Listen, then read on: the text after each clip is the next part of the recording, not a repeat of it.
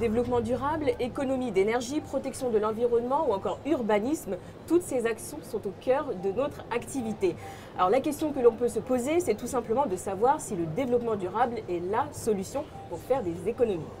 Bonjour Marc Gédou, vous êtes président chez Pierre Étoile.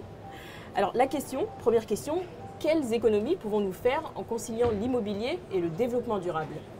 Alors d'abord, il faut distinguer les économies d'énergie et après l'éco-construction et vivre dans des logements qui sont sains. L'économie d'énergie, évidemment, les économies, vous les faites tous les jours sur vos charges. Je parle des économies dans l'utilisation de votre logement.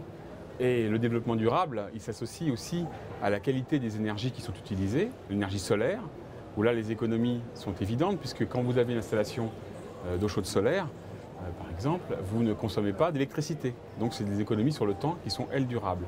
Et aussi, dans le développement durable, c'est aussi les matériaux qui sont utilisés, et les matériaux utilisés qui respectent l'environnement, et qui respectent aussi la qualité de l'air que vous avez dans votre logement.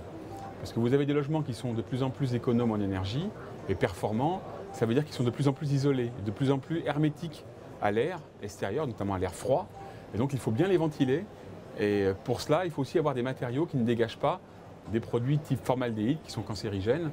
Je pense notamment aux solvants sur les parquets, dans les peintures. Et là, il y a un choix de matériaux écologiques qui est très important pour la santé de l'homme et bien vivre dans ces logements. Et quels sont les petits conseils à faire au quotidien que vous pourriez donner pour concilier justement le développement durable et l'immobilier? Le développement durable et l'immobilier, d'abord faire le choix d'une opération qui est quelquefois certifiée. C'est très important. La certification NF Logement, démarche haute qualité environnementale, est une certification qui a des contraintes pour le promoteur, mais qui garantit en fait à l'acquéreur d'avoir un logement qui suit une charte de qualité, une qualité de l'enveloppe, mais aussi une qualité de l'air intérieur, et aussi pour la démarche HQE, notamment avec des labels en bâtiment basse consommation BBC, une qualité de performance énergétique qui, je dis bien, est certifiée, donc vérifiée. Et ça, c'est important.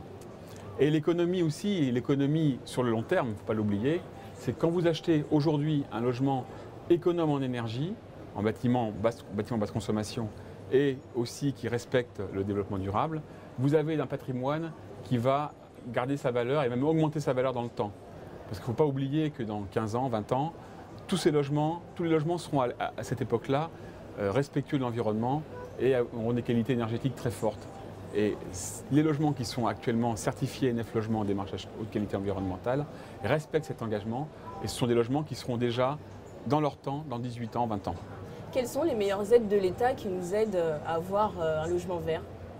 Alors les aides de l'État sont les aides fiscales essentiellement.